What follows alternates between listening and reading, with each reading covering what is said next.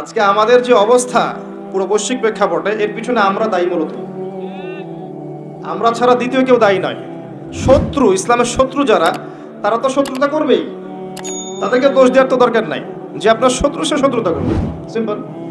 আমরা আমাদের কাজের কারণে যখন ওদেরকে সুযোগ করে দিয়েছি, তখন আমরা সবচেয়ে বড় অপরাধী।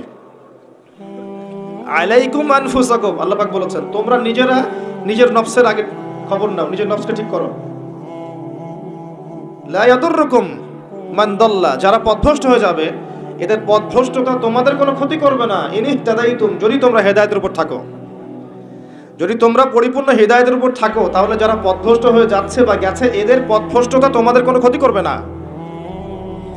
ইলাল্লাহি মারজিউকুম জামিআন, তোমরা সবাই একসময় আল্লাহর কাছে ফিরে যাবে। ফায়ুনাব্বিউকুম বিমা কুনতুম তা'মালুন, আল্লাহ পাক জানিয়ে দিবেন তখন তোমরা কি করেছো। এই আয়াতের মধ্যে সব কারণ এবং ওষুধ দেয়া আছে, সিচুয়েশনের কারণ দেয়া আছে, যে আমরা নিজেদের ফিকির করা বাদ দিয়েছি। সবসময় অন্যের ফিকির করি, অন্যের সংস্কার, অন্যের ইসলাহ, অন্যের দোষ ধরা, অন্যকে উন্নতি, অগ্রগতি, প্রগতি, এগুলো চিন্তা করি, নিজের বেলার খবর নাই। প্রথম কারণ আমাদের আত্মশুদ্ধি নাই। প্রথম মেজর কারণ আত্মশুদ্ধি নাই। আমি যে বলছি আমারও নাই। বড় গলায় কথা বলা সহজ, বাস্তবতা হচ্ছে এই, আমরা প্রত্যেকেই অপরাধী। বক্তা, শ্রোতা, আলেম, জালেম, যত মানুষ আছে আমাদের এখানে চারপাশে, সবাই পাপী, সবাই অপরাধী, এবং প্রত্যেকেই যার যার দায়িত্ব অবহেলা করেছে। আলাইকুম আনফুসাকুম, তোমরা আগে নিজেদের নফস ঠিক করো। যারা পথভ্রষ্ট হয়ে গেছে, ওদের পথভ্রষ্টতা তোমাদের কোনো ক্ষতি করবে না। আগে নিজে ঠিক হও। আমরা দেখবেন সবসময় মানুষের সংস্কারের চেষ্টা করি, মানুষের ভালো, মানুষের কল্যাণ, মানুষকে পথ দেখাতে চাই, নিজেই পথ পাই না। এটা বাস্তবতা। দেখবেন পৃথিবীতে মুসলিমদের যতগুলো কান্ট্রি আছে, যত সামরিক বাহিনী আছে, যত অস্ত্র আছে, যত সম্পদ আছে, যত জনবল আছে, এটা পৃথিবীর অন্য কোনো জাতির নাই, কোনো জাতির নাই। না ইহুদিদের, না খ্রিস্টানদের, না মুশরিকদের, কারো নাই। মরক্কো থেকে নিয়ে দেখবেন ইন্দোনেশিয়া পর্যন্ত পুরো চেইন, মনে হবে একটা চেইন রাষ্ট্র, সব মুসলিমদের, সবাই মুসলিম। মাঝখানে একটা রাষ্ট্র ইসরায়েল, ওই একটা রাষ্ট্রই সবকে ধুয়ে রেখেছে, ছেড়ে দিয়েছে। এটা কি মেনে নেওয়া যায়? বাস্তব। একটা শত্রু 100টা, মানে 100 জন জনবলকে পরাজিত করতে পারে? পারে না। পারলো কেমন করে? ওই যে আলাইকুম আনফুসাকুম নাই, নিজেদের নফসের খবর নাই। আমরা সুদ খাই, আমরাই সুদ খাই। আমাদের ছেলেমেয়েরা জেনা করছে, আমাদের ছেলেমেয়েরা, আমাদের যুব সমাজ দেখবেন পর্ণাসক্ত, গার্লফ্রেন্ডের পিছনে সময় নষ্ট করছে। আমাদের যুব সমাজ, ঠিক বলেন না? আপনি ঠিক বললেও ঠিক, না বললেও ঠিক। আর আমি ঠিক বেঠিক বক্তা নই, কোনোদিন আমাকে শোনেন নাই ওয়াজ মাহফিলে বলতে, বলেন ঠিক না বেঠিক। আমি বলবো কি জন্য ঠিক না বেঠিক? যেটা ঠিক সেটা তো ঠিকই, আর যেটা বেঠিক সেটা বেঠিক। আপনি বললেই সেটা ঠিক হবে না তো, আপনি বেঠিক বললেও তো বেঠিক হবে না, সেটা ঠিক সেটা ঠিক থাকবে। যদি সব মানুষ বলে সুদ হারাম, সব মানুষ যদি বলে সুদ হালাল, সুদ কি হালাল হয়ে যাবে? সবাই যদি বলে মদ হালাল, হালাল হয়ে যাবে? হবে না। পর্দা, আমরা বলছি পর্দা ফরজ, আর বেশিরভাগ মানুষ যদি বলে পর্দা করার দরকার নাই, পর্দা সেকেলের প্রথা, তাহলে কি পর্দা হারাম হয়ে যাবে? আল্লাহ যা বলবেন সেটাই ঠিক, রাসূল যা বলবেন সেটাই ঠিক, এর বাইরে কোনো ঠিক বেঠিক নাই। যে কথাটা বলছিলাম, দেখবেন আমরা মুসলিমরা সুদ খাই, আমরাই সুদ খাই। একজন মনে করেন নন মুসলিম, সে সুদ খাচ্ছে, ইহুদি সুদ খাচ্ছে, ধরেন খ্রিস্টান সুদ খাচ্ছে, ওদের সাথে আমাদের কি সম্পর্ক? ওদের কিতাবের মধ্যে তো সুদের এত ভয়াবহতা নাই, ওদের হাদিসের মধ্যে তো এত সুদ সম্পর্কে বিস্তারিত বলা নাই, এবং তারা তো মুহাম্মদ সাল্লাল্লাহু আলাইহি ওয়াসাল্লামকে স্বীকারও করে নাই। তারা তো প্রকাশ্যে আমাদের শত্রুতা করছে। ওদের কথা বাদ দেন, মুসলিমরা সুদ খাচ্ছে কেন? উত্তর, কোন উত্তর নাই। উত্তর হচ্ছে নিজের নফস নষ্ট হয়ে গেছে, দুনিয়া, পরকাল ভুলে গেছি। বাল তুসিরুনাল হায়াতাদ দুনিয়া। যারা শিরক মুক্ত অবস্থায় কবরে চলে যাবে ইনশাআল্লাহ, তারা উত্তর দিতে পারবে যে রব্বি আল্লাহ, আমার রব হচ্ছেন আল্লাহ। যখন দ্বিতীয় প্রশ্ন করা হবে মা দীনুক, দুনিয়াতে যারা দিন ইসলামকে ঠাট্টার ছলে গ্রহণ করেছে, হাসি তামাশার মতো, ইসলামের কিছু অংশ ভালো লাগে গ্রহণ করেছে, কিছু অংশ ভালো লাগে না গ্রহণ করে নাই, যতটুকু করলে কোনো সমস্যা হয় না করে, যেটা করলে সমস্যা হয় করবে না, ইসলামকে পরিপূর্ণ জীবন ব্যবস্থা রূপে বিশ্বাসই করে না, মনে করে ইসলাম এই যুগে চলে না, ওই যুগে চলতো, ইসলাম সেকেলে ব্যাকডেটেড, এখন আমরা আধুনিকতার সময় আছি ইত্যাদি, ইসলামের সব বিধান এখন আসলে প্রযোজ্য নয়, এগুলো আগে চলতো এখন হয়তো চলে না। যদি ইসলাম সম্পর্কে এমন ধারণা থাকে মানুষের, সে উত্তর দিতে পারবে না যে মা দিনুক, তোমার দিন কি। যারা পরিপূর্ণরূপে ইসলামকে গ্রহণ করেছে মননে, ইসলাম একমাত্র জীবন ব্যবস্থা যেটা আল্লাহর কাছে গ্রহণীয়, এবং এখানে প্রত্যেকটা বিষয়ের সমাধান আছে। হ্যাঁ, আমি হয়তো আমল করতে পারছি না বা বাস্তবায়ন করতে পারছি না, কিন্তু আছে ইসলামের মধ্যে, এই আকীদা ঠিক আছে। আমল আপনি করতে পারবেনও না, এখন যে যুগ চলছে এই যুগে আপনি পরিপূর্ণ ইসলাম পালন করতে পারবেন না। বড় গলায় বলে আসলে লাভ নাই, বড় গলায় বলে লাভ নাই যে আমরা সবাই পরিপূর্ণ মুসলিম। যদি এটাই সত্য হতো তাহলে আমাদের আজকে অবস্থা হতো না। নাসুল্লাহ ফানাসিয়াহুম, তারা আল্লাহকে ভুলে গেছে, আল্লাহ তাদেরকে ভুলে গেছে। অনেক আয়াত আছে, আমি আস্তে আস্তে ওদিকে যাব। মুসলিমরা মদ খাচ্ছে না? এমন মুসলিম জেনারেশন আছে না এখন, এই যে আমাদের ইয়াং জেনারেশন, এদের ম্যাক্সিমাম দেখবেন মাদকাসক্ত। মাদকাসক্ত বলতে বোঝাচ্ছি মিনিমাম স্মোক করে, এটাও তো মাদক। এখান থেকে শুরু হয়ে ইয়াবা পর্যন্ত যায়, এবং এদের মধ্যে বেশিরভাগই দেখবেন জেনারেল শিক্ষিত। মাদ্রাসার ছেলেপেলে কিন্তু এত বেশি এডিক্টেড না, খুব কম, হয়তো 1%ও হবে না, 2%ও হবে না। তাহলে কি শিক্ষা দিচ্ছি আমরা এখানে? মাদ্রাসার দিকে যে আঙ্গুল তুলছি মাঝে মাঝে, এখানে কি শিক্ষা দিচ্ছি? কলেজ ইউনিভার্সিটি তো আমরাও পড়েছি। ওই যে অনেকদিন বলেছি, এক মিস বা মহিলা টিচার ক্লাস নিচ্ছে, তো ব্ল্যাকবোর্ড বাদ দিয়ে সব ছেলেরা ম্যাডামের দিকে তাকিয়ে আছে। ছেলেদের ক্লাস নিচ্ছে মহিলা শিক্ষিকা, এবং তার মাশাআল্লাহ পোশাকও সুবহানাল্লাহ টাইপের, তো ব্ল্যাকবোর্ড দেখা বাদ দিয়ে সবাই দিকে দেখছে। আবার আমরা দেখেছি মেয়েদের ব্যাচ, ছেলে টিচার পড়াচ্ছেন, কোচিং প্রাইভেট, মাঝে মাঝে গায়ে হাত দিচ্ছেন, বলছেন সে তো আমার মেয়ের মতো। হ্যাঁ, অনেক সময় এমনও হয়েছে ছাত্রীর সাথে স্যারের প্রেম। হাসছেন? কত ঘটনা লাগবে আপনার, কতগুলো ঘটনা লাগবে এরকম, একটা কথাও মিথ্যা বলছি না। ইউনিভার্সিটিতে আন্দোলন হয়েছে, দেখবেন যে বান্ধবীর কোলে বন্ধু মাথা রেখে আন্দোলন করছে। এটা হয় না? অনেক ক্ষেত্রে এমন হয়েছে যে এই ছেলে আর মেয়ে একসাথে পড়াশোনা করছে, এই পড়াশোনা করতে করতেই দেখবেন এক পর্যায়ে প্রেমের পরে আস্তে আস্তে সম্পর্ক গভীর হয়, পিতামাতার অমতেই অনেক ঘটনা ঘটে ফেলে। এরপরে দেখবেন একসময় ব্রেকআপ হয়ে যায়, তারপরে এই ছেলে হয় আত্মহত্যা করে অথবা মাদকের কাছে যায়, ওখানে প্রশান্তি খোঁজার জন্য, যেহেতু এখানে একটা বড় ছ্যাঁকা খেয়েছে। তারপরে যাবে মাদক থেকে মিউজিক, তারপরে গুন্ডামি করবে, মাস্তানি করবে, পড়াশোনা শেষ, লাইফটা ক্র্যাশ। প্রথমে একটা মেয়েকে দেখে ক্র্যাশ হওয়ার পরে পুরো লাইফটাই তার ক্র্যাশ হয়ে গেল। তো এই সুযোগটা কারা তৈরি করে দিল যে সবাই একসাথে পড়াশোনা করবে? এরা যতটা না দায়ী, সিস্টেম তার চেয়ে বেশি দায়ী। যদি এমন হতো ছেলেরা ছেলেদের জায়গায় ছেলে টিচার, মেয়েরা মেয়েদের জায়গায় মেয়ে টিচার, কোনো সমস্যা ছিল? উন্মুক্ত করে দিলেই সমস্যা হচ্ছে। মুসলিমরা উন্মুক্ত করছি, আমরা মুসলিমরা উন্মুক্ত করছি, এবং এখানে যদি কেউ হিজাব বা ইসলাম মেনে চলতে চায় তাকে অনুৎসাহিত করছি। সরাসরি হয়তো বলছি না, কিন্তু তার সাথে এমন আচরণ করছি যে তাকে ডিসকারেজ করা হচ্ছে, তাকে উৎসাহিত করা হচ্ছে না, তাকে মনস্তাত্ত্বিকভাবে আক্রমণ করা হচ্ছে। এবং অসংখ্য ঘটনা ঘটছে জেনার এবং ধর্ষণের, এই ফ্রি মিক্সিং এর কারণে। স্কুল থেকে শুরু করে কলেজ থেকে আপনার বিশ্ববিদ্যালয় থেকে শুরু করে দেখবেন অফিস আদালত, প্রতিটা জায়গাতেই ফ্রি মিক্সিং। এটা সমাজের কাঠামোটা ভেঙে দিয়েছে। এটা আমরা মুসলিমরা করেছি, অমুসলিমরা করে দেয়নি। আলাইকুম আনফুসাকুম, নিজের দিকে দেখেন আগে, নিজের চরকায় তেল দেন, আমাদেরকে দেখেন। আমরা সুদ খেয়েছি, আমরা মাদক খেয়েছি, আমরা ফ্রি মিক্সিং অনুমোদন দিয়েছি, আমরাই ফ্যামিলিস্ট রেভলিউশন করেছি। মেয়েদেরকে আমরা বাইরে বের করে এনেছি, পোশাক চেঞ্জ করে দিয়েছি, ছেলের পোশাক মেয়ে, মেয়ের পোশাক ছেলে। এবার এভাবে সমাজ চলছে। এর উপর আবার পর্নোগ্রাফি আছে, ভিতরে পর্ন দেখে যুব সমাজ, যুবতীরা সবাই দেখে, আর বাইরে বের হয়ে স্যুট প্যান্ট টাই পরে ঘোরে, মনে করে আমি খুব ভালো মানুষ। বাইরের চরিত্রটা আসল রূপ নয়। এভাবে চলছে। এই কাজগুলো কিন্তু আমরা করছি। আমি নিজেদের কথা বলবো আজকে, বাইরের কারো কথা বলবো না। শুধু আমাদের দিকে দেখেন, শুধু মুসলিমদের দিকে দেখেন, বাইরের মানুষের দিকে আঙ্গুল তোলা আমি বন্ধ করে দিয়েছি এখন। নিজে ঠিক না হলে বাইরের দিকে চোখ তুলে কোনো লাভ নাই।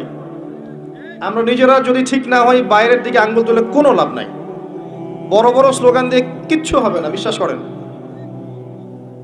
ইসলামের অনেক চূড়ার ইবাদত আছে, ভিত্তি ঠিক না করলে চূড়ার ইবাদত করে লাভ হবে না।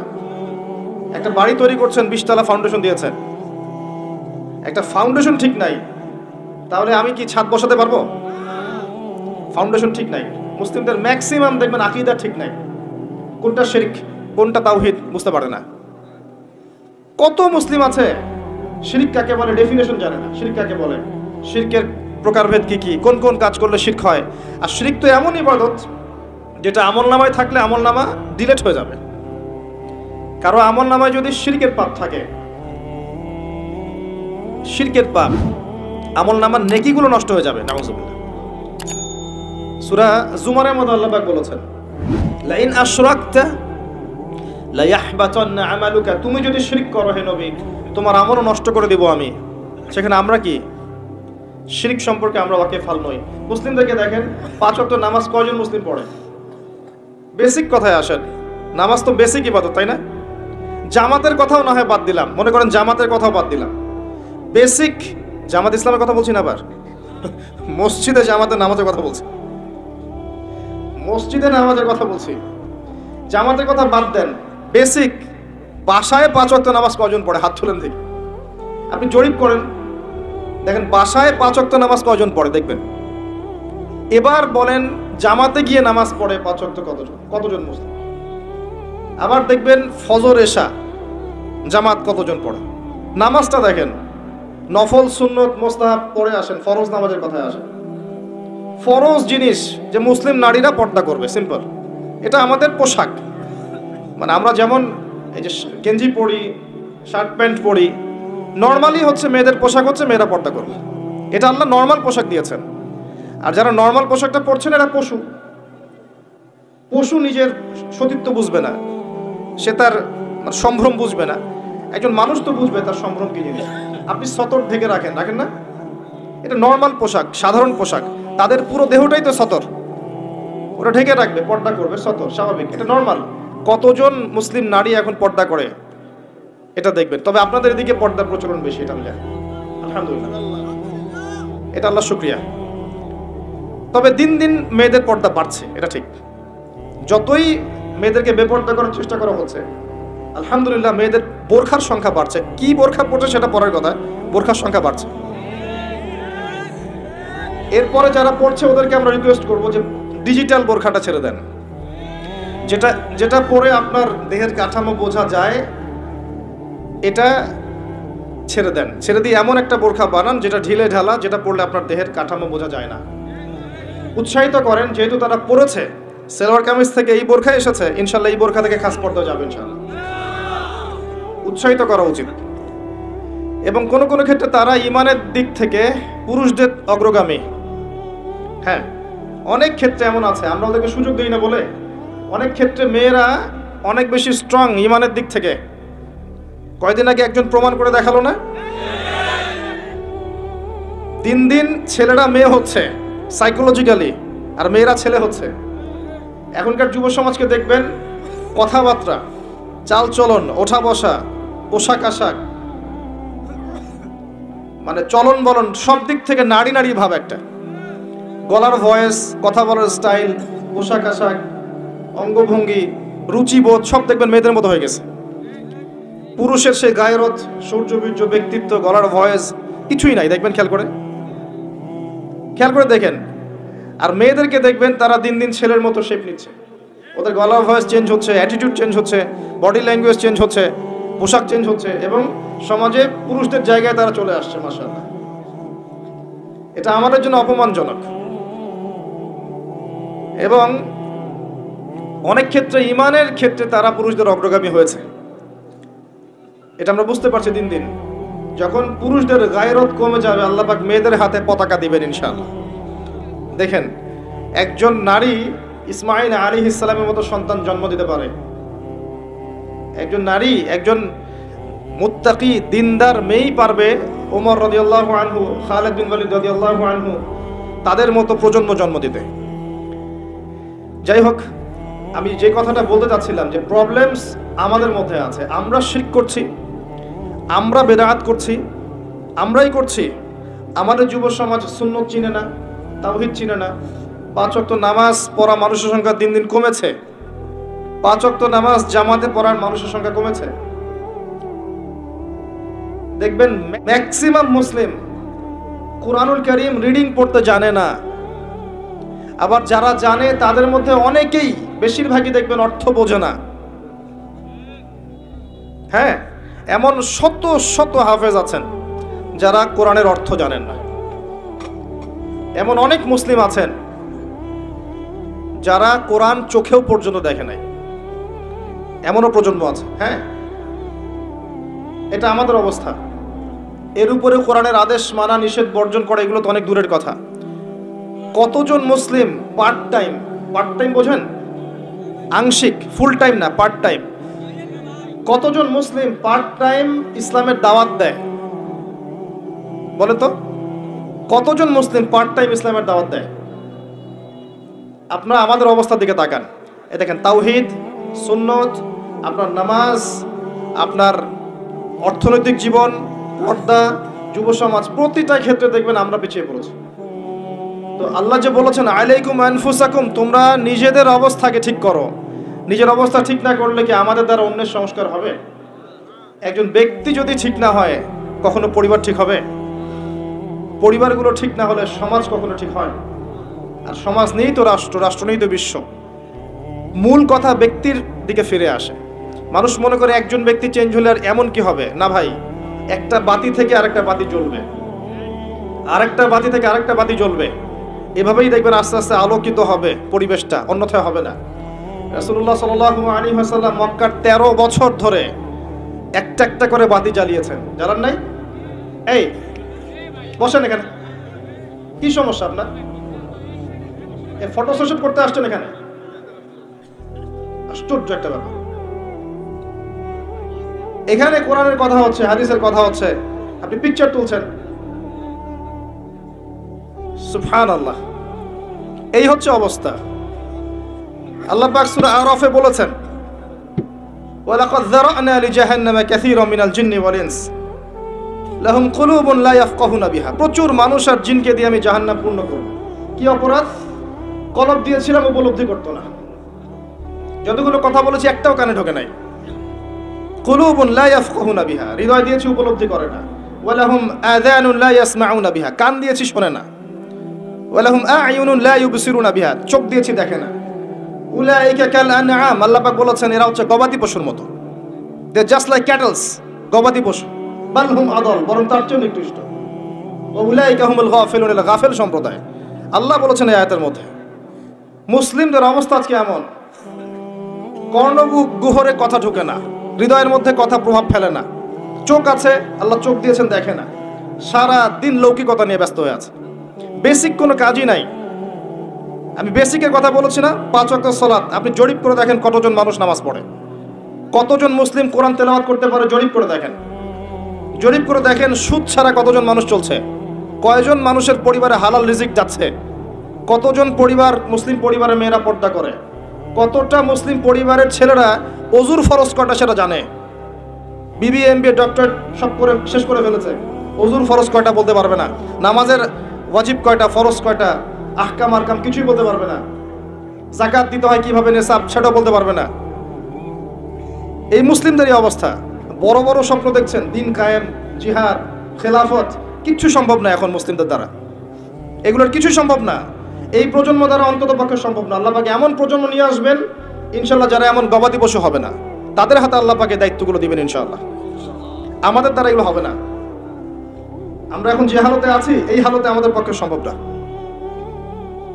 আল্লাহ রাব্বুল আলামিন কোরআনে বলেছেন, ওয়া ইন তাতাওয়াল্লাউ ইস্তাবদিল কওমান গায়রাকুম, তোমরা যদি দায়িত্ব পালন করতে না পারো, তোমরা যদি তোমাদের উপর অর্পিত দায়িত্ব পালন না করো, আল্লাহ পাক অন্য কওমকে তোমাদের জায়গায় নিয়ে আসবেন।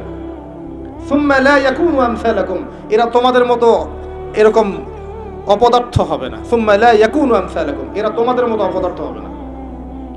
দিনের বেসিক ঠিক নাই ভাই, আমাদের দিনের বেসিক জিনিস ঠিক নাই, আমাদের কারো পরিবারের আদর্শ ঠিক নাই।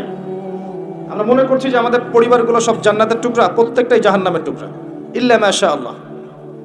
আর যারা সঠিক দিনের উপর আছে এদের সংখ্যা নিতান্তই নগণ্য। ম্যাক্সিমাম ক্ষেত্রে দেখবেন অর্থনীতির ক্ষেত্রে আমাদের হালাল হারামের বালাই নাই, সুদে ভর্তি, ঘুষে ভর্তি, দুর্নীতিতে ভর্তি, আত্মসাতে ভর্তি। আমাদের ইকোনমিক সিস্টেমও ঠিক নাই। সোশ্যালি আমাদের বন্ধন ভেঙে গেছে, খেয়াল করে দেখবেন। আত্মীয়তার সম্পর্ক নষ্ট হয়ে যাচ্ছে, ভাই ভাইকে হত্যা করছে, বাবা মাকে সম্মান করছে না, ছেলেরা বৃদ্ধাশ্রমে রাখছে, লাইভে এসে আত্মহত্যা করে যায়। কি অবস্থা একটা সমাজের! আত্মীয়তার সম্পর্ক ঠিক নাই, প্রতিবেশীর হক ঠিক নাই, বোনকে সম্পত্তির অধিকার দেয় না, কিছুই ঠিক নাই। বাইরের চোখ দিয়ে দেখলে মনে হয় সব ঠিক আছে, আসলে কিছুই ঠিক নাই। আরো উপরের লেভেলে তো যেতে যাচ্ছি না আমি, যত উপরে যাবেন তত বেশ বড় দুর্নীতি আছে। বেসিক একদম তলা ফাঁকা আমাদের। আর আমরা এখানে আইওয়াশ নিয়ে পড়ে থাকি, শোডাউন নিয়ে পড়ে থাকি, আমরা লৌকিকতা নিয়ে পড়ে থাকি। ইভেন এই চেয়ারগুলোতে আমরা যারা বসছি এরা আরো বড় বিপদে আছে। এই চেয়ারগুলোতে যারা বসছি এরা আরো বড় বিপদে আছে, কারণ এই চেয়ার থেকে অনেক বড় দায়িত্ব আল্লাহ পাক দিয়েছেন, যার বিন্দু মাত্র আমি আদায় করতে পারি না, কিছুই করতে পারি না। এই কথাগুলো বলছি অত্যন্ত দুঃখ নিয়ে, ক্ষোভ নিয়ে। এখানকার হক আমরা যাররা পরিমাণ আদায় করতে পারি না। মানুষ এই চেয়ারগুলোর দিকে তাকিয়ে থাকে জ্ঞানের জন্য, পথের জন্য, আমরা দিতে পারি না। দিতে পারবো কি? একজন তো আরেকজনের পিছনে লেগে থাকে, একজন একজনের পিছনে, আরেকজনের পিছনে, সারাদিন গীবত আর তহমত আর সমালোচনা, কাদা ছড়াছড়ি করতে করতে উম্মাকে বিভক্ত করে রেখে দিয়েছে। ইল্লা মাশাআল্লাহ, কিছু মানুষ অবশ্যই আছেন যাদেরকে আপনি এত বেশি ফেসবুকে দেখবেন না, ইউটিউবে দেখবেন না, দেখবেন রাতের অন্ধকারে তারা তাহাজ্জুদের নামাজে দাঁড়িয়ে আছে, আল্লাহর কাছে কান্নাকাটি করছে। ওইসব ওলামায়ে কেরামকে দেখতে পারবেন না। তারা আছে বলেই হয়তো এখন পর্যন্ত সব ঠিকই আছে, আল্লাহু আলাম। তারা দোয়া করেন, মাদ্রাসা চালান, ছাত্র তৈরি করেন, আলেম তৈরি করেন, তারা পরবর্তীতে মানুষকে ভালো কিছু দেয়। তারা এত লৌকিকতার প্রদর্শন করে না। পরকালের সেলিব্রিটি আসল সেলিব্রিটি, দুনিয়ার সেলিব্রিটিজমের কোনো দাম নাই। আমাদের কমন সেন্সগুলো দিন দিন নষ্ট হয়ে যাচ্ছে, জানেন? আমাদের কমন সেন্সগুলো কমে যাচ্ছে। দেখবেন আপনার বাড়ির পাশে জোরে গান বাজছে, আপনি গিয়ে বলবেন ভাই একটু কমায় দেন, আরো জোরে বাড়াই দিবে। রাস্তাতে একটা মেয়ে যাচ্ছে, দেখবেন ওড়নাটা গাড়ির সাথে পেঁচিয়ে মেয়েটা পড়ে গেছে, দেখবেন মানুষ হা করে হাসছে। খেয়াল করে দেখবেন, মানুষ হাসবে। কমন সেন্স নাই, একটা মেয়ে বিপদে পড়ছে, ওকে দেখে হাসবে, এরকম হচ্ছে। কমন সেন্স একেবারে কমে গেছে আমাদের। দেখবেন মুসলিমরা ইবাদত করতে গিয়ে আবার দেখবেন এমন কিছুর সেজদা করছে যার নিজেরই পরকালের ঠিক নাই। প্রকৃতি পূজা শুরু করছে মুসলিমরা, এখন জড়বস্তুর পূজা শুরু করছে মুসলিমরা নিজেদের ধর্মের দায়িত্ব এমন কিছু মানুষের হাতে অর্পণ করেছে যে মানুষগুলো ধর্ম বোঝে না। কমন সেন্স নষ্ট হয়ে গেছে। ওয়াজ মাহফিলের সিজনে এসে দেখলাম ওয়াজ মাহফিলের নামে যা হচ্ছে, মানে এগুলোর কিছু কিছু খণ্ডচিত্র যদি বলতাম তাহলে বুঝতেন যে আসলে অবস্থা কেন এরকম। একটা কারণেই বলবো না, কারণ নিজের ঘরের কথা মানুষকে বলতে নেই। এখানে এই চেয়ারগুলোতে যতক্ষণ এমন কিছু মানুষ না বসবেন যাদের কথা এবং কাজে মিল আছে, যাদের অন্তরটা পরিশুদ্ধ পবিত্র, যারা শুধুমাত্র আল্লাহর সন্তুষ্টির জন্য আল্লাহর দ্বীনের খেদমত করতে চান, যতক্ষণ পর্যন্ত এই মানুষগুলো এই চেয়ারগুলোতে না বসবে ততক্ষণ পর্যন্ত এই কথাগুলো মানুষের কলবে তাসির করবে না। প্রচুর কথা শুনেছেন সারা জীবনে, কতগুলো কথা আপনার কলিজায় আঘাত করেছে এটা খেয়াল করুন। এক রাত মাহফিল করলাম, বাসায় গিয়ে চলে গেলাম, ঘুমিয়ে গেলাম, বাকি দিনগুলো নর্মাল স্বাভাবিকভাবে যাচ্ছে। এটাই যদি হয়ে থাকে তাহলে এই মাহফিলের উদ্দেশ্য সফল হবে না। একটা কনস্ট্রাকটিভ বিষয় জানবেন, বুঝবেন, এটা আপনার জীবনে প্রভাব বিস্তার করবে, এটা আপনি আরো 10 জনকে বলবেন, প্রচার করবেন, তখন গিয়ে এটা সার্থকতা লাভ করবে। আমার অভিজ্ঞতায় গাড়ি থেকে নামবো বা একজন নামবে, সেখানে একটা আইওয়াশ, সেখানে একটা শোডাউন। নামছি আমি, শোডাউন, চারপাশে 10 জন ক্যামেরা নিয়ে দাঁড়িয়ে থাকবে, মানে কি একটা অবস্থা। মানে মনে হয় জান্নাত থেকে একজন জান্নাতের সার্টিফিকেট প্রাপ্ত মানুষ নেমে আসছে। এত লৌকিকতার কি দরকার আছে? এত ফটো সেশন কেন করতে হবে? হেঁটে হেঁটে আসবে, মানুষের ঠেলায় আসা যাচ্ছে না। কি সে, তাকে নিয়ে এত ব্যস্ত হওয়ার কি আছে? তিনি আসবেন আল্লাহর জন্য বিনয়ের সাথে হেঁটে আপনাকে দুটা কথা শোনাবেন দিনের, সিম্পল। তিনি কি ভোট চাইতে আসছেন? তাহলে দেখবেন তারপরে ওয়াজ করা শেষ, ওয়াজও মাশাআল্লাহ দেখবেন আগা মাথা কিছু নাই, কনস্ট্রাকটিভ কোনো কথা নাই, কেচ্ছা কাহিনী বয়ান, যার কোনো দলিল নাই, যার কোনো ভিত্তি নাই। মাঝে মাঝে একটু রঙ্গ তামাশা করবে, অঙ্গভঙ্গি করবে, একটু গান টান গিয়ে শোনাবে, এখন এগুলো চলছে। আর মানুষ তো ইস্যু পাগল এবং ফ্যান্টাসি পাগল, মজা নিতে পছন্দ করে বাঙালি, এটা থেকে মজা পাবে। ওয়াজের টাকা উসুল হয়েছে আমার। তারপরে দেখবেন যদি কিছু কথা বলেও থাকে, এর বিরুদ্ধে 10টা কথা, ওর বিরুদ্ধে 20টা, এর গীবত 10টা, ওর গীবত 20টা, এর মাঝখানে 2-1টা কোরআন হাদিসের আয়াত শুনিয়ে দিল সুর করে, মানুষ মনে করলো মাশাআল্লাহ অনেক সুন্দর ওয়াজ হয়ে গেছে। ওয়াজও শেষ, সবাই গোল করে তাকে ঘিরে ধরে সেলফি স্ট্রং, একদম ঝড় উঠছে। কি শিখলেন ওয়াজে? তাহলে সে হাত নাড়াতে নাড়াতে গাড়িতে উঠে চলে গেল। গাড়িতে উঠে যাওয়ার আগে এবার টাকা নিয়ে কেচাল, অ্যাডভান্স আর ইয়েটা মিলে নাই, ব্যাস ওখানে একটা সিন ক্রিয়েট হচ্ছে। তারপর দেখা যাবে আয়োজক করেছে এমন মানুষ যারা ওদের উদ্দেশ্য সার্থক হয়ে গেছে, মাহফিল শেষ, হুজুরের আর কোনো খবর নাই, সে এবার নিজের টাকায় গাড়ি ঠেলে বাসা নিয়ে যাচ্ছে। বিভিন্ন চিত্র দেখতে হয়েছে আমাকে এই সিজনে। গল্প কিছু কথা বললাম, মানে ভিতরটা এত নোংরা হয়ে গেছে আমাদের, এই কারণে বাইরের অবস্থা এমন হচ্ছে। আমি একটা কথাই বলবো আজকে ওয়াজে, একটা টপিকে কথা বলবো শুধু, সেটা হচ্ছে আলাইকুম আনফুসাকুম, নিজের নফসকে ঠিক করেন, আত্মশুদ্ধি অর্জন করেন, নিজে ঠিক হন, বাকি সব ঠিক হয়ে যাবে ইনশাআল্লাহ। আমি এটা আমাকে বলছি আগে, এরপর আপনাদেরকে বলছি।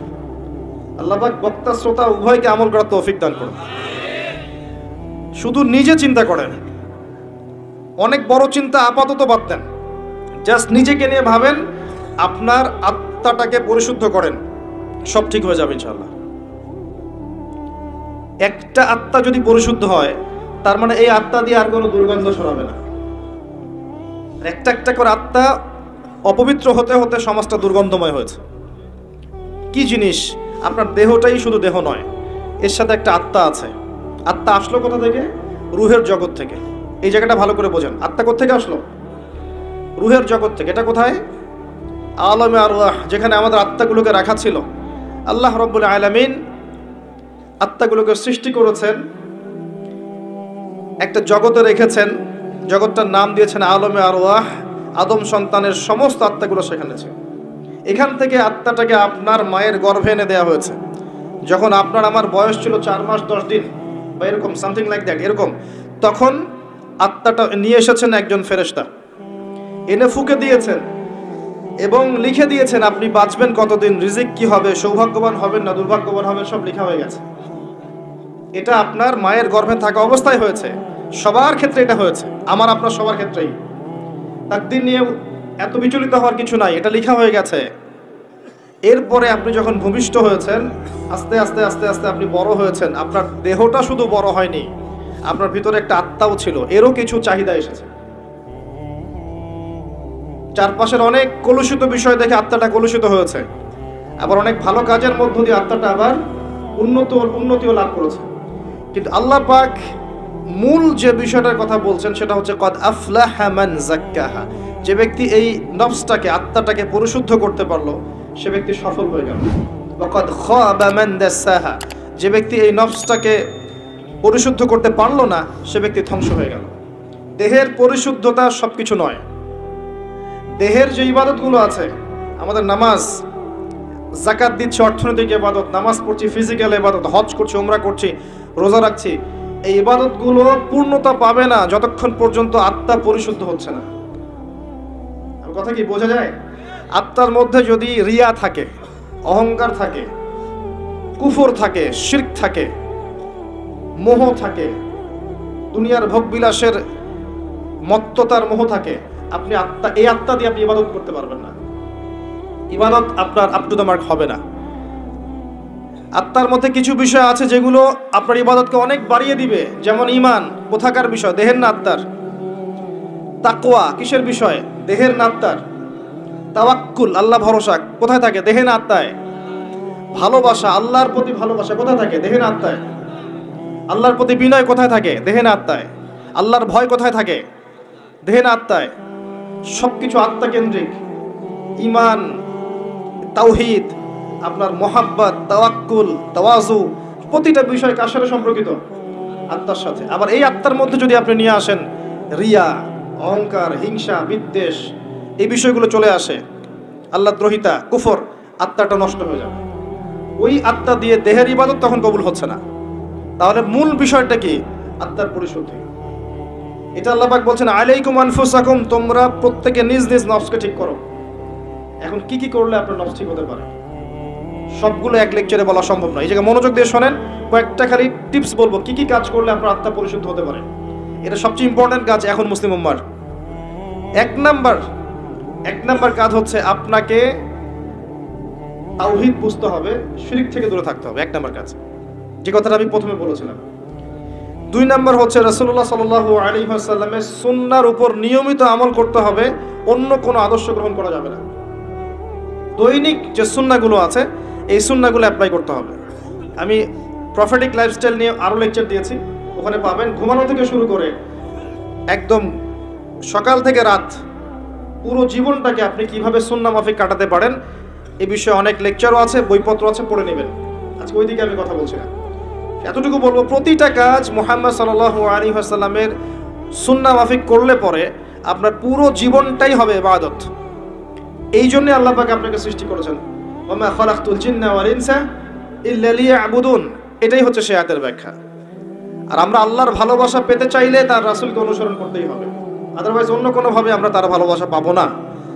যদি কেউ মুহাম্মদ সাল্লাল্লাহু আলাইহি ওয়াসাল্লামকে বাদ দিয়ে অন্য আদর্শ গ্রহণ করে, সে তার হাত কামড় দিবে, কিয়ামতের মাঠে আক্ষেপ করতে থাকবে, ইয়া লাইতানি ইত্তাখাযতু মা'a রাসূলি সাবিলা। সে বলবে ইয়া ওয়াইলাতা লাইতানি লাম আত্তাখিয ফুলানান খলিলা, সেই কথা বলবে।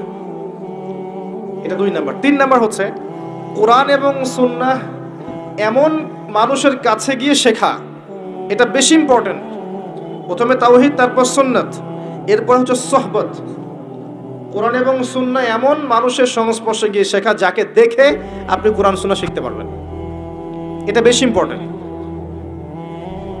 মানুষ স্বভাবগতভাবেই দেখে শিখে। সাহাবায়ে কেরাম রাদিয়াল্লাহু আনহুম আজমাইন তারা কিন্তু বই পড়ে ইসলাম শেখেন নাই।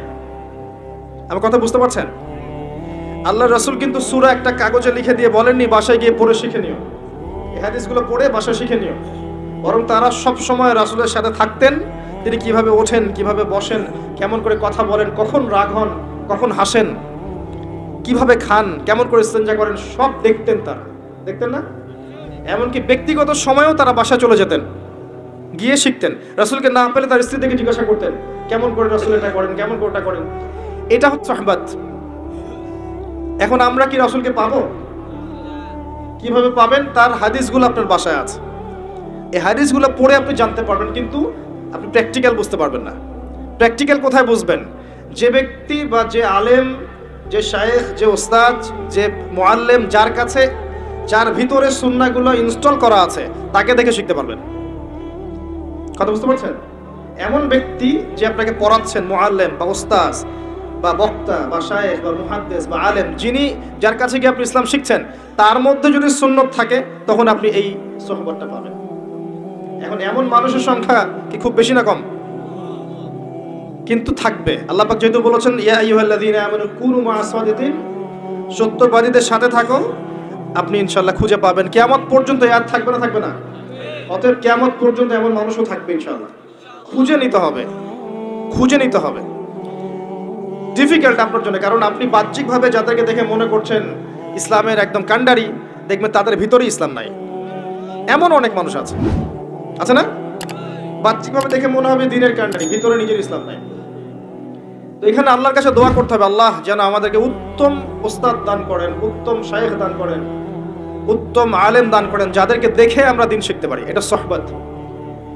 সোহবত ছাড়া আত্মশুদ্ধি হবে না, কারণ আপনার আমার মধ্যে কি ভুল ত্রুটি হচ্ছে এটা তারা ধরিয়ে দিতে পারবে। এবং অনেক বিষয় সূক্ষ্ম আছে যে আপনি বিনয়ী হচ্ছেন না অহংকারী হচ্ছেন, আপনি গায়রতওয়ালা হচ্ছেন নাকি নিজের ব্যক্তিত্বকে নষ্ট করছেন, এগুলো তারা ধরতে পারবেন, আপনি পারবেন না। নূর আছে যাদের মধ্যে, আল্লাহর নূর যাদের মধ্যে আছে, তাদেরকে দেখে শিখতে হবে। কিভাবে? ওই মূসা আলাইহিস সালামের মতো। মনে আছে মূসা আলাইহিস সালাম সফর করলেন খিজির আলাইহিস সালামের কাছে যাবেন বলে, তার কাছে জ্ঞান শিখবেন বলে। খিজির আলাইহিস সালামের সাথে সফর করে তিনি জ্ঞান শিখলেন। যেই খিজির আলাইহিস সালাম আল্লাহর নূর দিয়ে দেখছিলেন, যেটা মূসা আলাইহিস সালাম দেখতে পারেন নাই। মূসা আলাইহিস সালাম বলছেন, কেন নৌকা ফুটা করলেন, কেন বাচ্চাকে হত্যা করলেন, কেন দেয়াল নির্মাণ করলেন? কিন্তু খিজির আলাইহিস সালাম আল্লাহর নূর দিয়ে দেখছিলেন। তিনি বলেছেন, যদি নৌকা ফুটা না করতাম তাহলে জলদস্যু নিয়ে যেত, যদি বাচ্চাকে হত্যা না করতাম বাচ্চা বড় হয়ে বড় কাফের হতো, যদি এই দেয়াল নির্মাণ না করতাম এর নিচে থাকা গুপ্তধন এই তিন বাচ্চারা পেত না। পড়ে দেখেন সূরা কাহফ। বাহ্যিক চোখ দিয়ে মূসা আলাইহিস সালাম যা দেখেছেন তা সত্য ছিল না, আল্লাহর নূর দিয়ে অন্তর্দৃষ্টি দিয়ে খিজির আলাইহিস সালাম যা দেখেছেন এটা ছিল সত্য। ওইরকম মানুষের কাছে যেতে হবে, তাহলে কি আপনি আত্মশুদ্ধি অর্জন করতে পারবেন। সোহবত ছাড়া হবে না, একা একা হবে না। আর যদি এমন কাউকে না পান তাহলে কি হবে? তাহলে যারা দিনদার মানুষ তাদের কমিউনিটির মধ্যে থাকেন, যারা দুনিয়াদার, দুনিয়া নিয়ে পড়ে আছে, সারাদিন দুনিয়ার ফিকির, এদের সাথে মিশিয়েন না। কথা বুঝতে পারছেন না? দুনিয়াদারদের সাথে বেশি মিশেন না, যারা দিনদার ওদের সাথে মেশেন। যে আপনাকে পরকালে কথা স্মরণ করাবে এর সাথে মেশেন, ইনশাল্লাহ আপনি আল্লাহ নূরের মধ্যে থাকবেন। যত দুনিয়ার ভিতরে ঢুকবেন তত আপনি হারিয়ে যাবেন, দুনিয়ার মধ্যে যত ঢুকবেন তত হারিয়ে যাবেন। আর আমাদের এখনকার চলাফেরার মধ্যে পরিবার, সমাজ, অর্থনীতি, ব্যবসা, মুআমালাত সবখানে দেখবেন দুনিয়ার আলাপ বেশি, খালি দুনিয়ার দুনিয়া, দুনিয়ার দুনিয়া, তাই না? খুব কমই হয় মৌতের কথা কতবার আলোচনা করা হয় বলেন দেখি। মৌতের কথা আলোচনা করা হয় কতবার? কবরের আযাব নিয়ে কতবার কথা বলা হয়? কবরের শাস্তি, বারজাখের জীবনের শাস্তি নিয়ে কতবার কথা বলা হয়? কবরের পর যে মিজান, পুলসিরাত, জান্নাত জাহান্নাম আছে এগুলো নিয়ে কত আলোচনা করা হয়। বেশিরভাগ আলোচনা দেখবেন অন্যের গীবত, অথবা মুভিজ নিয়ে, সিনেমা নিয়ে, গান নিয়ে, নাটক নিয়ে, পলিটিক্স নিয়ে। পলিটিক্স নিয়ে কথা বলে যে বোঝে না সেও কথা বলে। দেখবেন তরকারিওয়ালা, রিক্সাওয়ালা, ভ্যান চালক সবাই পলিটিক্স নিয়ে কথা বলছে। ও পলিটিক্সের বোঝে নাকি? এটা নিয়ে তারা কথা বলবেন যারা বোঝেন। আমার কথা বলার দরকার নেই, কারণ আমি বুঝি না। ইকোনমিক সেক্টর সবাই বোঝে। যারা ইকোনমিক্সের দক্ষ তারা বুঝবে ইকোনমিক সেকশন কি, ব্যাংকিং সিস্টেম কি, ওয়ার্ল্ড কারেন্সি কি, ওয়ার্ল্ড অ্যাফেয়ার্স কি হচ্ছে, এগুলো তারা বুঝবেন, তারা কথা বলবেন। দেখা যায় সবাই সব বিষয়ে কথা বলতে যায়, আর সমস্যা বাদে। যে ধর্ম ভালো বোঝেন তিনি ধর্মের কথা বলবেন। মানে আমরা আমাদের কথাগুলোকে বেশিরভাগ সময় অহেতুক নষ্ট করি, যেটা বুঝি না সেটা নিয়ে কথা বলি। অহেতুক কঠিন কঠিন সাবজেক্ট, কঠিন কঠিন দর্শন, তত্ত্ব, এগুলো নিয়ে কথা বলতে থাকি, অথচ বাস্তবতার সাথে এগুলো কোনো সম্পর্কই নাই। এগুলো আমাদের আত্মাটাকে নষ্ট করছে। আমি একটা লেকচারে বলেছিলাম, আবারও বলছি আপনাদের সামনে, ইবনুল কাইয়্যিম রাহিমাহুল্লাহ বলেছেন, উনি একজন বড় আলেম ছিলেন, বড় মুজাদ্দিদ, যার সমপর্যায়ের আলেম এখন খুঁজে পাওয়া দুষ্কর। ইবনে তাইমিয়া রাহিমাহুল্লাহর ছাত্র। তিনি বলেছেন, কিছু হালাল কাজ আছে যেগুলো মানুষের অন্তরকে মেরে ফেলে। কিছু হালাল কাজ আছে যেগুলোর অতিরিক্ততা মানুষের অন্তরকে মেরে ফেলে। যেমন 1 নাম্বার, বেশি কথা বলা। বেশি মানুষের সাথে কথা বলবেন, অন্তর মরে যাবে। 2, মানুষের সাথে বেশি মেশা। বেশি মানুষের সাথে মিশবেন, আপনি মানুষের দ্বারা প্রভাবিত হবেন। আর বেশিরভাগ মানুষ যেহেতু অজ্ঞ হবে এবং খারাপ হবে, আপনার ভিতরে খারাপই ঢুকে যাবে। 3 নাম্বার, বেশি খাওয়া। যারা বেশি খায় এদের কলব মরে যায়। আর মাশাআল্লাহ এখন দেখা যায় এরকম চেয়ারে বসে এমন অনেকেই কথা বলি যারা ভুঁড়ির ভারে হাঁটতে পারে না। কথা কি বুঝতে পারছেন? এই চেয়ারে বসা মানুষের তো ভুঁড়ি থাকার কথা না। এটা তো সুন্নত নয়। আমার তো দেহের মধ্যে আমি সুন্নত অ্যাপ্লাই করতে পারি নাই, আমি মানুষকে সুন্নত শেখাবো কি? খাওয়ার সময় গোগ্রাসে খেয়েছি, আমি সুন্নত নষ্ট করেছি, ফিজিক্যাল স্ট্রাকচার নষ্ট হয়ে গেছে। এখানে বসে সুন্নতের বয়ান করছি বিশাল ভুঁড়ি নিয়ে। সুবহানাল্লাহ, এই হচ্ছে বাস্তবতা। তারপর তিনি বলেছেন, বেশি ঘুম অন্তর মেরে ফেলবে। আরেকটা কথা বলেছেন, বেশি স্ত্রী সহবাস। উনি বলেছেন স্ত্রী হালাল, কিন্তু বেশি করতে গেলে অন্তর মরে যাবে। এই কাজগুলো বেশি করলে কলব মরে যায়। সেক্ষেত্রে আমাদেরকে দেখেন আমরা এগুলোতে বেশি ব্যস্ত আছি। আত্মশুদ্ধি অর্জন হবে আপনার আল্লাহওয়ালা মানুষের সহমতে থাকলে। আল্লাহওয়ালা মানুষের অন্য কারো সোহবতে গেলে আপনি দুনিয়াতে ডুবে যাবেন, কারণ তারা পরকাল কেন্দ্রিক কথাবার্তা বলবেন, আপনাকে আল্লাহর দিকে নিয়ে যাবে না। প্রতিটা বৈঠক আজকে থেকে একটা নিয়াত করেন, আজকের পরে যে বৈঠকেই বসবেন অন্তত একবার আল্লাহর কথা আলোচনা করবেন, একবার রাসূলের প্রতি দরুদ পড়বেন। করা যাবে? যেখানেই বসেন, ব্যবসায় বসেন, বাণিজ্যে বসেন, চাকরিতে বসেন, মসজিদে বসেন, হালাকায় বসেন, পলিটিক্যাল আলোচনায় বসেন, যেখানেই বসেন অন্তত একবার আল্লাহর কথা বলবেন, একবার রাসূলের কথা বলা যাবে না? এরপরে সেখান থেকে ওঠার আগে একটা দোয়া পড়ে উঠবেন, সেটা হলো সুবহানাকা আল্লাহুম্মা বিহামদিকা আশহাদু আল্লা ইলাহা ইল্লা আনতা আস্তাগফিরুকা ওয়া আতুবু ইলাইক। ফজিলত, ওই বৈঠকে যদি অহেতুক কোনো কথা হয়ে যায় এটার কাফফারা হয়ে যাবে ইনশাআল্লাহ, গুনাহটা মাফ। আর যদি ভালো কোনো কথা বলে থাকে এটা কিয়ামতের মাঠে সওয়াবের একটা বুলন্দ হয়ে থাকবে, সওয়াব হিসেবে বুলন্দ হয়ে থাকবে, এটা আপনাকে দেওয়া হবে ইনশাআল্লাহ। আমরা আমাদের ভিতরটা চেঞ্জ করে আসেন। আত্মশুদ্ধি, সোহবত লাগবে। 1 নাম্বার বলেছে কি? তাওহীদ লাগবে, শিরক রাখা যাবে না। 2 নাম্বার সুন্নত লাগবে, বেদাতের সাথে আপোষ করা যাবে না। এই জায়গায় একটা কথা বলে অন্যদিকে যাই, বেদাতীদের একটা শাস্তি আছে, কিন্তু সারা জীবন প্রচুর আমল করেছে কিন্তু আমলগুলো নবীর তরিকায় হয়নি। এ কারণে হাওজে কাউসারের পানি যখন নবী সাল্লাল্লাহু আলাইহি ওয়াসাল্লাম খাওয়াতে যাবেন একটা পর্দা পড়ে যাবে, এটা সহিহ বুখারীতে হাদিস এসেছে, একটা পর্দা পড়ে যাবে এবং নবী সাল্লাল্লাহু আলাইহি ওয়াসাল্লাম নিজে বলবেন ইন্নাহুম মিন্নি, এরা তো আমার উম্মত। কেন পর্দা পড়ে গেল? আল্লাহ পাক জানিয়ে দিবেন ইন্নাকা লা তাদরি মা আহদাসা বা'দাক, আপনি জানেন না আপনার মৃত্যুর পর তারা আপনার দিনকে কিভাবে পরিবর্তন করেছিল, মানে আপনার সুন্নতে কত বেদাত ঢুকিয়েছিল আপনি জানেন না। আল্লাহর নবী নিজে বলবেন সাল্লাল্লাহু আলাইহি ওয়াসাল্লাম সুহকান সুহকান লিমান গায়্যারা বা'দি, দূর হয়ে যাও, দূর হয়ে যাও যারা আমার পরে দিনকে পরিবর্তন করেছো, বেদাত করেছো। তো সুন্নতে থাকতে হবে, বেদাতে যাওয়া যাবে না। এরপরে বলছে সুহবত, আল্লাহওয়ালা মানুষের সুহবতে থাকতে হবে। 4 নাম্বার হচ্ছে বেশি থেকে বেশি কোরআন তেলাওয়াত করা যাবে ইনশাআল্লাহ। বেশি থেকে বেশি ডেইলি অন্তত একটা করে সূরা পড়তে পারবেন, অন্তত একটা পৃষ্ঠা পড়তে পারবেন। কোরআনে কতগুলো পৃষ্ঠা আছে বলেন দেখি? আল কোরআনের আলো যে ঘরে ঘরে জ্বালতে চান, কোরআনে কয়টা পৃষ্ঠা আছে বলেন এখন? আলেম ওলামারা পারবে 600 পৃষ্ঠা। একটা হাফেজি কোরআনে কয়টা পৃষ্ঠা আছে? আমার কথায় রাগ করবেন না, আমি বাস্তবতা আর যা চলমান এর মধ্যে আমি পার্থক্য দেখতে পারি। অনেক আমাদের আশা আল কোরআনের আলো ঘরে ঘরে জ্বলুক, তাই না? দেখবেন ঘরে ঘরেই কোরআন পড়তে জানে না। তো ঘরে ঘরে প্রতিটা মানুষ যদি কোরআন পড়তে না জানে, আলো কি এমনি এমনি জ্বলবে না? তো আসলে অযথা স্লোগান দিয়ে লাভ আছে? সুন্নতের আলো ঘরে ঘরে জ্বালো, খুব সুন্দর কথা, মাশাআল্লাহ। তো প্রত্যেকটা ঘরে ঘরে তো সুন্নতের পাবন মানুষ লাগবে নাকি? এমনি এমনি জ্বলবে?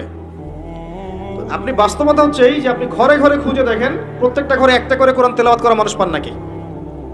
আজকে খুঁজে দেখেন, প্রত্যেকটা ঘরে একটা করে মানুষ দেখান যে কোরআন তেলাওয়াত করে নিয়মিত। তা আলো কেমন করে জ্বলবে ভাই? কিছু হলে উপরের দিকে আঙ্গুল তুলি আমরা, তাই না? ওইখানে সমস্যা, ওইখানে সমস্যা, ঘরেই তো সমস্যা, উপরে আঙ্গুল তুলে লাভ কি আমার? তো কোরআনের আলো ঘরে ঘরে জ্বলবে ঠিকই ইনশাআল্লাহ যখন প্রতিটা ঘরের মানুষরা কোরআন পড়তে শিখবে। প্রত্যেকদিন 1 পৃষ্ঠা করে পড়তে পারবেন? 600 পৃষ্ঠার বই মানে প্রতি 20 পৃষ্ঠায় একটা করে পারা শেষ হয়েছে। যারা হাফেজ 20 পৃষ্ঠা পড়তে আধা ঘন্টাও লাগে না। আপনি আরেকটা কি জানি গেমস আছে, ফ্রি ফায়ার, এটা খেলে 2 ঘন্টা নষ্ট করছেন। টিকটক করে নষ্ট করছেন সময়, অযথা স্ক্রল করছেন, নষ্ট করছেন, 2 ঘন্টা নষ্ট করছেন। সময় কে দিয়েছে আপনাকে? এই যে সময়টা নষ্ট করছেন আপনি, সময়টা কে দিয়েছে আপনাকে? এই সময়ের মালিকটা কে? আমি নিজে কি আমার হায়াতের মালিক? তা আমাকে কে অধিকার দিল 2 ঘন্টা নষ্ট করার?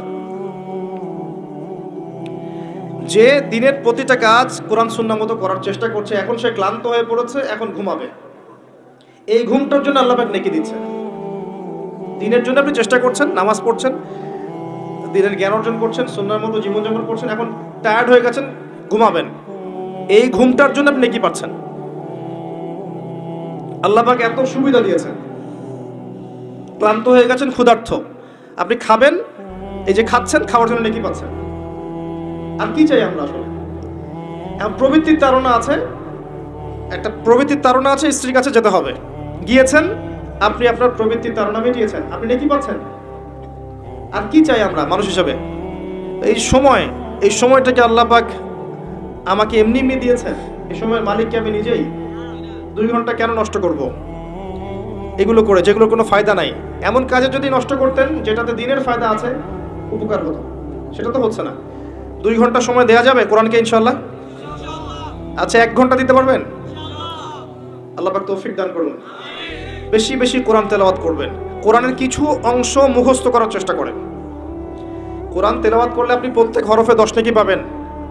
কোরআন আপনার পক্ষে সুপারিশ করবে। পৃথিবীর শ্রেষ্ঠ মানুষদের মধ্যে আপনি একজন, যে নিজে কোরআন পড়ে এবং অন্যকে শেখায়। সূরা বাকারা, আলে ইমরান আপনার পক্ষে সুপারিশ করবে।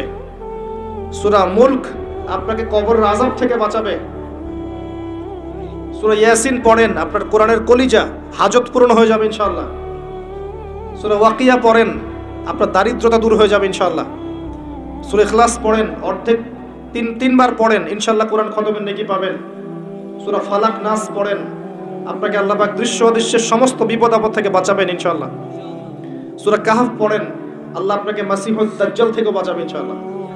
কোরআনকে সময় দেন, অর্থটা বোঝার চেষ্টা করেন, কিছু অংশ হিফজ করেন। যেমন সূরা বাকারার প্রথম 5টা আয়াত মুখস্থ করেন, সূরা বাকারার 255 নম্বর আয়াতটা মুখস্থ করেন, আয়াতুল কুরসি মুখস্থ করেন। সূরা বাকারার শেষের 3টা আয়াত মুখস্থ করেন, লিল্লাহি মা ফিস সামাওয়াতি থেকে ফানসুরনা আলাল কওমিল কাফিরিন পর্যন্ত মুখস্থ করেন। সূরা মুলক মুখস্থ করেন। সূরা কাহফের প্রথম 10 শেষ 10 আয়াত মুখস্থ করেন। সূরা আলে ইমরানের শেষের 10 আয়াত মুখস্থ করেন। সূরা আর রহমান মুখস্থ করেন। সূরা ইয়াসিন মুখস্থ করেন। ফালাক, নাস, ইখলাস, কাফিরুন এগুলো মুখস্থ করেন। পারবেন না? সারা জীবন কত বই পড়েছেন ভাই। ম্যাথমেটিক্সের সূত্র পড়েছেন, ফিজিক্সের, কেমিস্ট্রির, বায়োলজির কঠিন কঠিন টার্মস পড়েছেন, ইকোনমিক্স পড়ছেন, কঠিন সাবজেক্ট। অনেকে পলিটিক্যাল সায়েন্স পড়েন, কঠিন সাবজেক্ট। আইআরএ পড়েন, ইন্টারন্যাশনাল রিলেশনশিপস, কঠিন সাবজেক্ট। বিবিএ করছেন, এমবিএ করছেন, কত সাবজেক্ট পড়ছেন, মেডিকেল সায়েন্স পড়ছেন, দাঁত ভাঙা শব্দগুলো পড়ছেন, মুখস্থ করছেন। একটা ডেফিনেশন মুখস্থ করতে দাঁত ভেঙে যায়। কিন্তু কোরআনের এই 100-200 আয়াত মুখস্থ করার তৌফিক হবে না? যদি না হয়, কোরআন কি আমার পক্ষে আদৌ সাক্ষী দিবে? কোরআন ছাড়া আত্মশুদ্ধি সম্ভব নয়। বেশি বেশি কোরআন তেলাওয়াত করেন, বেশি থেকে বেশি।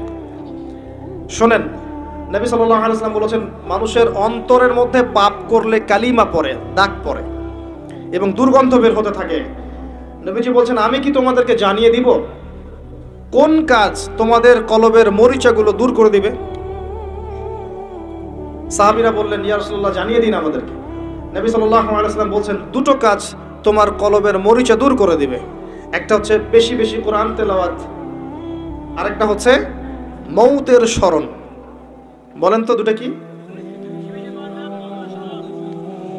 আপনার কলবের মরিচা দূর করবে ইনশাআল্লাহ।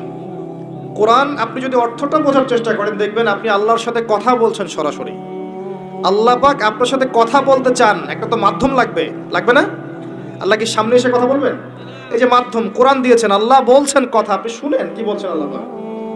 আমার কথায় আপনার কি তাসির হবে? কার কথায় তাসির হবে আল্লাহর চাইতে বেশি? আল্লাহ পাক আপনাকে বলছেন, এটা করো, এটা করো না, এর ধার কাছে যেও না, এটা খেও না, এইটা করো, এটা ভালো, ওটা উত্তম, এগুলো আল্লাহ বলছেন। আল্লাহর কথা আপনি শুনবেন না? তো মানুষ কোরআন পড়ছেই না এখন।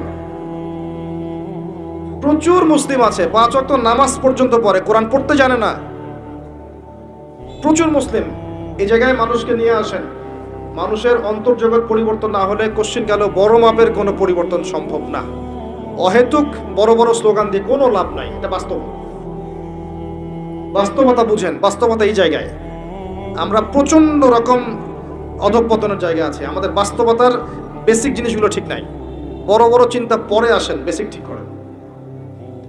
আত্মশুদ্ধির আরেকটা পথ, কয়টা বলছি? 4টা। কয়টা বলছি? 4টা।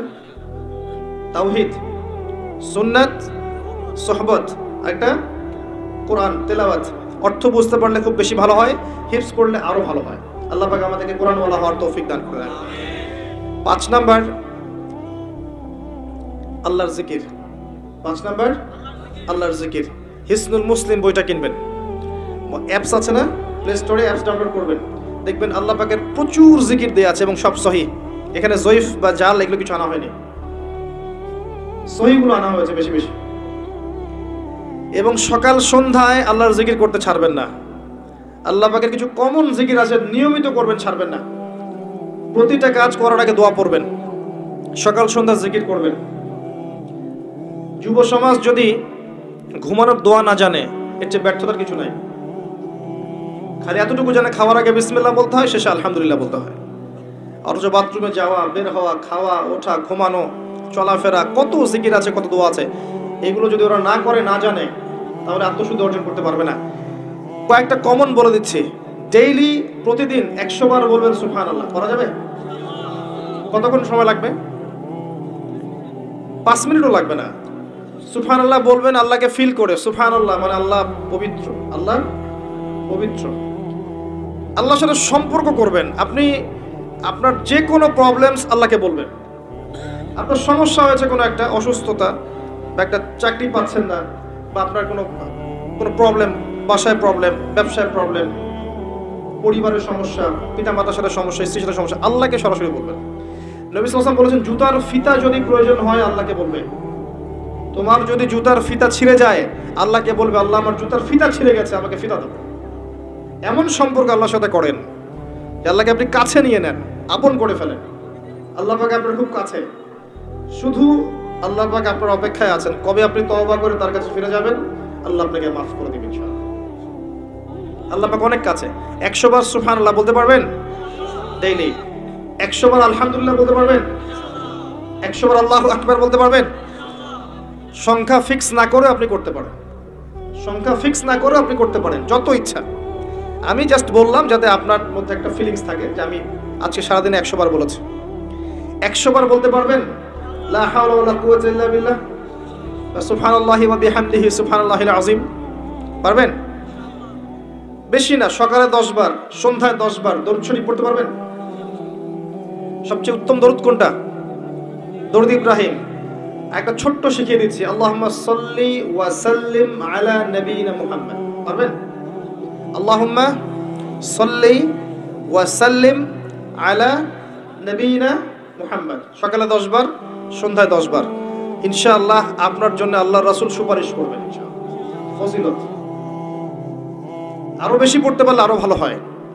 অন্তত 10 বার পড়তে পারবেন লা ইলাহা ইল্লাল্লাহ ওয়াহদাহু লা শারীকা লাহু লাহুল মুলকু ওয়া লাহুল হামদ ওয়া হুয়া আলা কুল্লি শাইইন কাদির। পারবেন?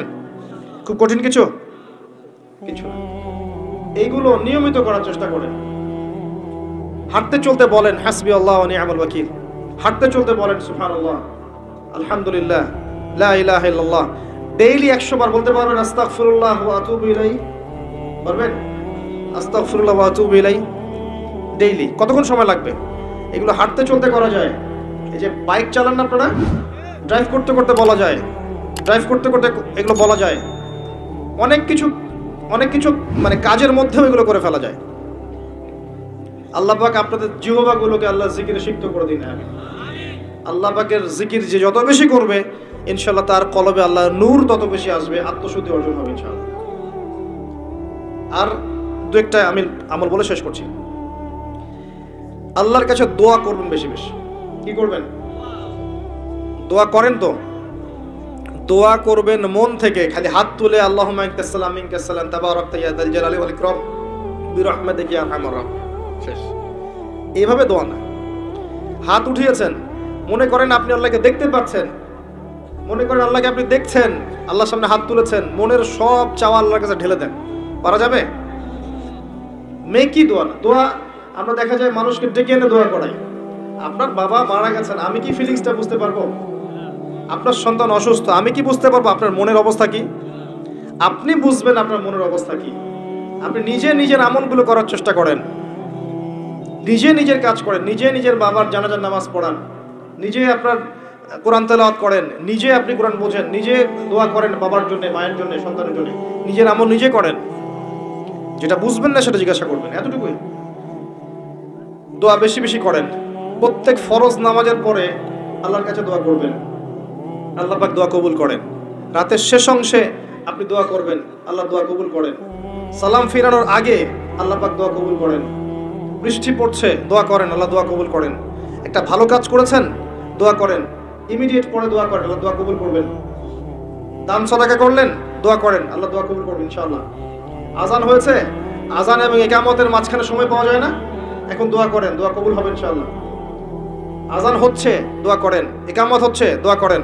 দোয়ার কবুলের সময়গুলো খুঁজে খুঁজে বের করেন। কাবাঘর দেখেছেন, দেখে দোয়া করেন। জামজামের পানি খাচ্ছেন, খেতে খেতে দোয়া করেন। আরাফার মাঠে গিয়েছেন, দোয়া করেন। যেসব জায়গায় গেলে দোয়া কবুল হয়, দোয়া করেন। আল্লাহ দোয়া কবুল করুন ইনশাআল্লাহ। সবচেয়ে সহজ পদ্ধতি বলে দিব, সেজদায় গিয়ে দোয়া করেন। নামাজের সেজদায় গিয়ে দোয়া করেন। এই জায়গায় বান্দা আল্লাহর সবচেয়ে কাছে থাকে। নবীজি বলেছেন, এই সময় বান্দা আল্লাহর এত বেশি কাছে থাকে যা অন্য কোনো সময় সে থাকতে পারবে না। এই সেজদায় আমরা খালি 3 বার কোন রকম বলি সুবহান রাব্বিয়াল আলা, বাস উঠে গেলাম, তাই না? বেশিরভাগ সময় এমনই করি। যারা আল্লাহওয়ালা মানুষ তারা সেজদা লম্বা করে, সেজদায় দোয়া করে, লম্বা করে দোয়া করেন। আল্লাহুম্মা আতিনা ফিদ দুনিয়া হাসানা ওয়া ফিল আখিরাতি হাসানা ওয়া কিনা আযাবান নার। এটা জানেন না? আল্লাহুম্মা আইনি আলা যিকরিকা ওয়া শুকরিকা ওয়া হুসনি ইবাদাতিক, পারেন না? আল্লাহুম্মা ইন্নী আসআলুকা ইলমান নাফিআন ওয়া আমালান মুতাকাব্বালান ওয়া রিজকান তাইয়্যিবা, পারেন না? কত দোয়া আছে, দোয়ার বইগুলো থেকে শিখে নেন। সেজদায় বেশি বেশি দোয়া করেন। মনে করেন আপনি নফল নামাজ পড়ছেন, নফল নামাজ, আপনার মন চেয়েছে আল্লাহর কাছে কিছু চাওয়ার। যদি আপনি আরবি না জানেন, আপনার মাতৃভাষায় দোয়া করে আল্লাহর কাছে চোখের পানি ছেড়ে দেন, ইনশাআল্লাহ আল্লাহ দোয়া কবুল করবেন। আল্লাহ পাক কি সাম্প্রদায়িক? সব ভাষা কার সৃষ্টি? আজকে ভাষার দিবস না? ভাষা কার সৃষ্টি? এই যে ভাষার যে বৈচিত্র্য, এটা কার সৃষ্টি? এটা কার নিদর্শন? আল্লাহর নিদর্শন। এই যে আমরা কথা যে বলতে পারি, কার নিদর্শন? আর রহমান আল্লামাল কোরআন খালাকাল ইনসান আল্লামাহুল বায়ান। কথা বলা কে শিখিয়েছেন? কি অ্যামেজিং! দেখেন, বাবা মা যে ভাষায় কথা বলে, বাচ্চা সেই ভাষায় কথা বলে। আমরা একটা পরিবেশে থাকি, বাংলায় কথা বলি, আর পাশে আরেকটা ভাষায় কথা বলে। দেখবেন প্রত্যেক 40-50 কিলো পর পর ভাষা চেঞ্জ হচ্ছে। দেখছেন খেয়াল করে? ভাষা চেঞ্জ হচ্ছে। কি অ্যামেজিং বিষয়! এমনও মানুষ, শেষ করছি, এমনও মানুষ আছে যারা এমন ভাষায় কথা বলে আমরা বুঝি না কি ভাষায় কথা। এটা আল্লাহ পাকের নিদর্শন। এবং আল্লাহ রাব্বুল আলামিন তার ভাষায় তার দিনকে চর্চা করার দিকে উদ্বুদ্ধ করেছেন। আরবিক শিখবেন, মাতৃভাষায় দিন বুঝবেন, আমল করবেন। আর আপনি যেভাবে বুঝবেন আপনার ভাষা, অন্য ভাষা আপনি এভাবে বুঝতে পারবেন না। আল্লাহ পাক আমাদেরকে আত্মশুদ্ধি অর্জন করার তৌফিক দান করুন। যে আমলগুলো আমি বলে দিলাম, এই আমলগুলো প্রথমে আমাকে নিজেকে করার তৌফিক এনায়েত করুন আল্লাহ পাক, এবং আপনাদের সবাইকে করার তৌফিক দান করুন, আমিন। আলোচনার মধ্যে যদি ভুল ত্রুটি কিছু বলে থাকে, এটা আমার পক্ষ থেকে, আর সঠিক বিষয়গুলো আল্লাহর পক্ষ থেকে। আল্লাহ পাক আমাদেরকে ভালোটা গ্রহণ করার তৌফিক এনায়েত করুন, খারাপগুলো ছেড়ে দেওয়ার তৌফিক দান করুন। আমি দোয়া করছি মন থেকে, আল্লাহ পাক আমাদের যুব সমাজকে হেদায়েত করুন, তাদেরকে যাবতীয় রকম পাপাচার থেকে আল্লাহ পাক দূরে রাখুন। আল্লাহ পাক আমাদের মা বোনদেরকে পর্দায় রাখার তৌফিক দান করুন। আমাদের সবাইকে কোরআনওয়ালা বানিয়ে দিন, সুন্নতের পাবন্দ বানিয়ে দিন।